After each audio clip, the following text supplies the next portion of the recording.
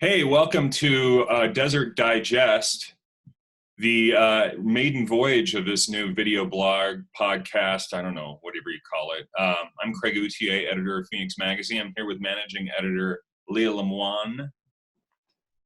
That's enough, like hard to pronounce French surname action for you. If that's not enough, I don't know where you'll go. Else you'll go. I mean, maybe you'll also come here for dining news and interviews. Leah's going to talk about her favorite happy hour. She's kind of our happy hour reporter at this point. We all do double, triple, quadruple duty at the magazine. And we're going to talk to a couple of restaurateurs here in the Valley who are obviously trying to navigate coronavirus. One is fully open now. Governor Ducey relaxed the restrictions on restaurants this week, meaning restaurants can open to full service dining. Not every restaurant is going in that direction. We'll talk to another restaurateur who is delaying and why. So it should be informative and a celebration of food, Leah.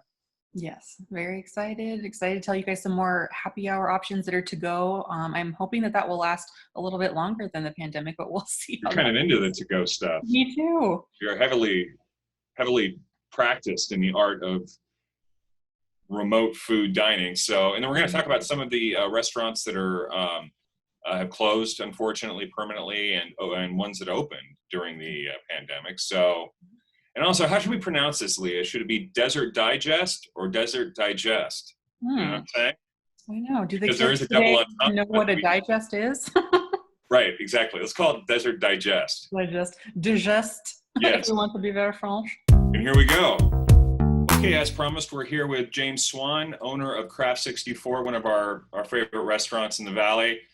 Declared, I believe, the best beer destination in Arizona by USA Today. So it's one time where mainstream media is getting it right. Because thank you. If you love Arizona beer, you love Craft 64. You guys opened with an all AZ beer tap program. 33 taps? 34 in Scottsdale, 30 in Chandler. Yeah, right on. So if you love Arizona beer, Craft 64 is your, mecca. You like every other restaurant in Arizona, closed in March, but you did pick up service to go, that kind of thing. Pizza's your Yes. bailiwick over there. You do great pizzas along with the beer. And then, recently they reopened or gave restaurants the option to do in-room dining. You're holding off until June 1st at the very latest, right? Tell us why. Yeah, June 1st at the very latest. We're hoping to be open before, but June 1st is a target at this point. We honestly felt like May 11th wasn't the right time. We just didn't feel the correct measures were in place to ensure the safety of our employees, our customers, ourselves, and what we do. Beyond that, we just felt like with the social distancing rules in effect that are going on now, honestly, I'm not sure any restaurant who's actually observing the rules that are put in place so far can be profitable in any way, shape, or form. We measured our Chandler restaurant, which holds about twice as many as our Scottsdale restaurant for compliance, and wound up with, I think, 30 people inside and maybe 30 people outside maximum. The place holds almost 200 inside and out maximum. So it's less than half. Yeah, it's less than half if you spaced everything 6 feet apart. In Scottsdale, that makes things difficult because we have, I always joke, we have 10 seats at our bar, but only 9 fit. With the distancing rule in place, that means 3 bar stools. Right. So even more challenging in Scottsdale. So there's a business dimension to this as well. Fully reopening, you need to pay everybody to come in, all your chefs, the people who wash dishes, your servers. And if you're just not getting the density of customers in there, that's risky. It's definitely risky. And, in addition to safety, I think there's a mindset out there right now as well. Just because we were allowed to open on May 11th doesn't mean our customers are comfortable with it or that they feel safe about the notion of coming out at this point in time. I find it sort of odd that I see people in masks constantly, which tells me that people are still afraid and or being cautious. And at the same time, I think to myself, how's someone going to eat a pizza wearing a mask? Right. They haven't invented that mask yet. I've seen the mask with the little straw hole, but the pizza hole, that's technology we just haven't mastered yet. I know Leah hasn't been to a restaurant yet. I think she's going to hold off, and she's kind of representative of a big part of the community of eaters. Yeah, I'm just a more cautious person by nature. I have asthma. I just would rather not take any chances I don't have to. So I'm happy to support via takeout, but I'm still not ready to go back to restaurants yet. Right. And, for instance, my wife's mother is here with us staying now. And I would hate to go out into a densely populated bar, come home, and then have my wife's mother wind up, who is in her 70s and most certainly immune deficient, wind up sick because I brought it home. There are so many factors to consider. Right. Definitely risky on a lot of levels. James, you said you're going to reassess. How should people who are interested in maybe coming out to your restaurant, and of course they can still do that and pick up your wonderful pizzas to Absolutely. go. You do beer as well to go? We do. We do beer to go. We do growlers to go. Of course. Yes, sir. When will they find out about your, decision in terms of full service dining? Well, of course, via our social media for sure. We're on Instagram, we're on Twitter, we're on Facebook, and have pages dedicated to both sites, or both restaurants for both. And we're just taking everything one day at a time. Again, between safety issues, conformity issues, paying our staff, and just breaking the entire thing down. I just don't think it's the right time to go right now, even if we're allowed. I've seen pictures of some bars and restaurants. I won't say the names, but I've seen pictures of some bars and restaurants just packed to the gills and not by any means conforming to the new safety regulations. And I just wonder how that's going to work out for them in the long run. Right. But we're just not willing to risk anyone's health or safety. Yeah, it makes me a little anxious too, seeing that. I guess that's natural. Thank you for joining us, James. We love your stuff. Thank you for having me. So this week for happy hour, I tried Lovecraft, which is an ale house and smoke kitchen in North Phoenix, so pretty close to where I live. It's at 32nd Street in Cactus. It's closer to where I live, even. Yeah, it's kind of midpoint, I would say. It's a funny little place, right? It's like Southwestern cuisine, plus a great beer program.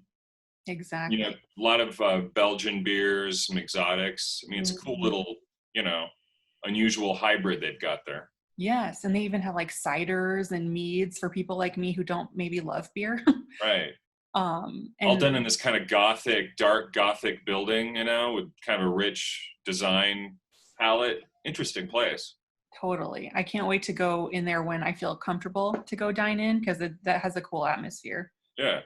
And what I love about it is it's kind of a good compromise for me and my fella. He's from Texas and he always wants meat for everything, and I always want tacos. So it's a place where we can get both because they do smoked brisket, chicken, pulled pork, and then you can get it in sliders or tacos or New Mexican style enchiladas. So it's just really fun. Do they have reduced rate happy hour? I mean, deals? They have a COVID-19 happy hour special going on for takeout. I don't recall the prices, but I can definitely find out later, and they can go on my blog for this week and see online. Why don't we just throw to the blog then? Yeah. phoenixmag.com/Desert Digest. I think it might be desert-digest. Yes. We just go to the website and click on the Desert Digest icon. That's the fail-safe way to do it. Exactly.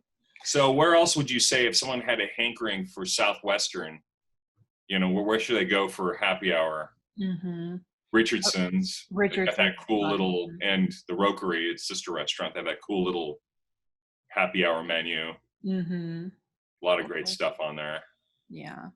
Well, it's funny you mentioned Richardson's, because their food is so delicious, but I'm such a spice pansy that I can barely eat any of it. And so that's one thing I loved about Lovecraft is the carne adobada. It was spicy, but I could still handle it. So if you're kind of a pansy like me, I would recommend going there. So that way you can try a dish that's usually off limits for us. Right. Yeah. Good stuff. All right, Leah, thank you. All right, we're back as promised with Frank Vairo. He's the owner of Nook Kitchen. There's one downtown. There's also one in Arcadia. Hey, Frank, how you doing? I'm doing great, thank you. And you're one of dozens of restaurants that open for business, dine-in business, after Governor Ducey relaxed the restrictions on restaurants. What are the pluses and minuses, I guess? I mean, we talked to one chef owner earlier on, the guy who owns Craft 64, and he says like a lot of restaurateurs feel like their back's against the wall. They need to reopen. Right. I don't know if I'm really finding the pluses in reopening, to be honest, although I am reopened. It's very difficult. You know, your landlords hear that you're allowed to open now, so they want rent, which some of my landlords are working with me, others are not. And when they hear you're open, they want full rent at that. So you're kind of backed into a corner. It's like if you don't open, you're not going to make any money. But if you do open, how busy are you going to be? Right. And the fact that a lot of people are saying open, open, open, but are they showing up? I don't know. They might say that. I don't know if they're confident or comfortable to come in. Right. And if you do any kind of distancing, I mean, you're not going to have a full capacity the way you're used to it, right?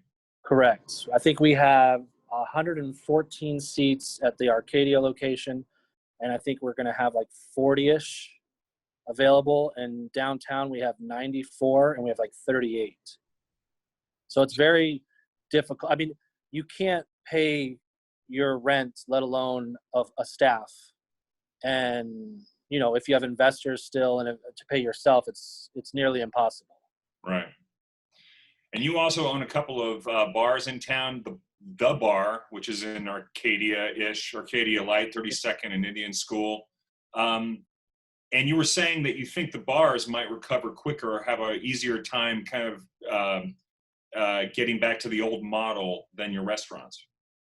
Correct. It's just my opinion. And we opened the bars back on Monday because if you have food, you are able to open as long as you have social distancing and you maintain what the CDC and the governor is asking. So the bars, I mean, Monday was an incredible night.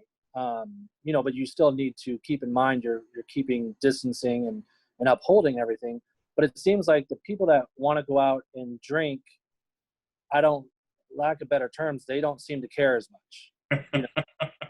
Plain English, they just want to come out, have a drink, feel normal, hang out with one another, even Right. if it is 6 feet apart or if they're in as a group.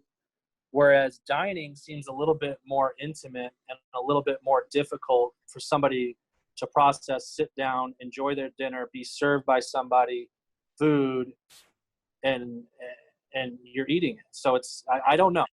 Restaurant seems a little bit more intimidating for people. That's an interesting point. Of course, if you're going out to drink, you're drinking to forget sometimes. Right. And dive bars seem to be, seem to pass the test of time because they're good in good times and good in bad times. Right. So. Well, Leah, you have any questions for Frank? I just think, what if you have to bounce people out of the bar for getting too close to each other? Like, what strange times we live in that could be an offense. It's definitely, I mean, some people, and when alcohol gets involved, everything can change and change Right. quickly. Right. So our doormen are definitely coached up on that, and they know protocol. And if that were to happen, we will first try and, discuss it. But if it had to happen, we would ask the guests to leave. Mm-hmm. So people are allowed to ask for distance. It's like, hey, can you, Step off, give me a man. couple feet here? Yeah, it's pretty understood. I mean, we have sanitizers and signs everywhere throughout the bars. It's the new times, the new normal, unfortunately. Yeah. Well, we love your restaurants. Again, you have a Nook downtown in that great old building with the hotel. What's it called again? The Hilton Garden Inn in downtown Phoenix. Yeah, and you have that wonderful patio overlooking the street there, and in that great spot on Indian School too, and 36th. It used to be. We moved the location about 8 months ago to 42nd Street in Indian School, across from Little Woody. Oh, right. Okay, so you're Bigger space. you're closer to Dilly Dally, your other bar. Well, we used to be next to Dilly Dally on 36th Street, where Dilly Dally is. Okay. But now we're on 42nd. I mean, it's a rock throw away. Right. It's, Well, thank it's you all again. close. Thanks for Absolutely. showing up and talking with us. And, let's revisit with you and see how this week goes. We're pulling for you guys. All right. We really appreciate it. Thank you so much. Okay, home stretch for our maiden performance, maiden issue, I guess, of Desert Digest. Not Desert Digest. Digest. Desert Digest. Oh, gosh, good gracious. So we thought we'd go over some of the restaurants that opened and closed this past month, maybe month and a half. I mean, opening during the pandemic, what a feat of bravery that is. But, for some styles of food, it seemed not to be a big deal. Like that, food that was takeout friendly still seemed to do really well. Like our food critic, Nikki Buchanan, talked about how Galaibon, that wonderful Thai restaurant off of 24th Street, was still killing it.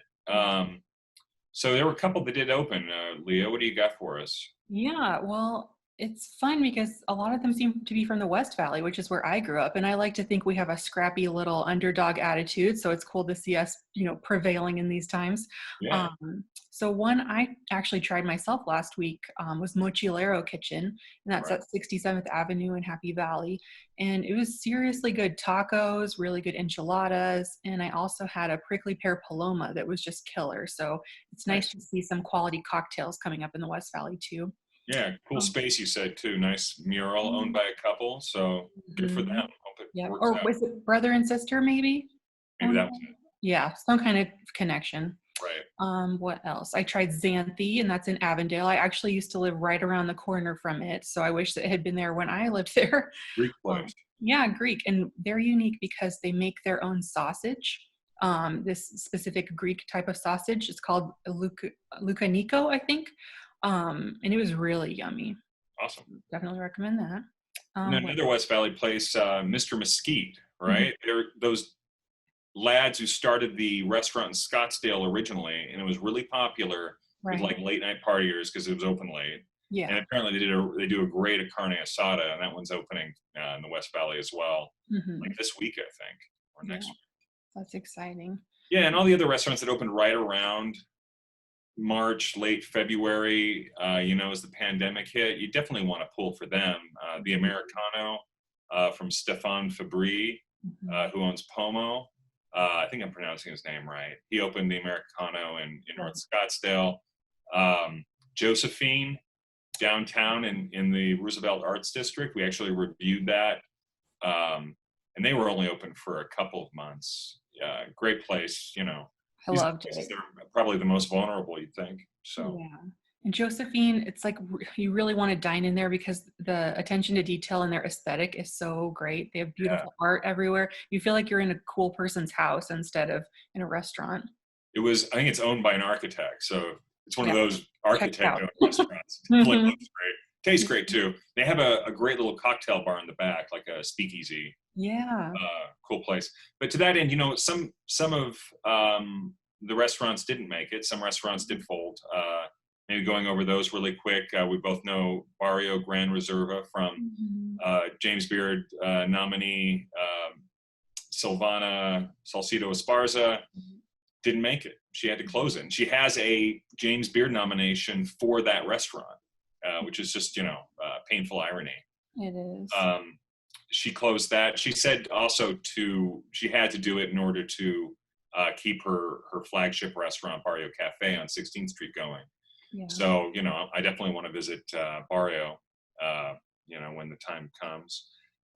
Deluxe closed. Yeah. It hurts. It's an institution for so long. I remember reading about the reviews from Howard Suftel in the Republic when I was younger and being like, I want to go there with the little French fries in the grocery cart. Yeah. They were awesome. You get half regular fry, half sweet potato fry.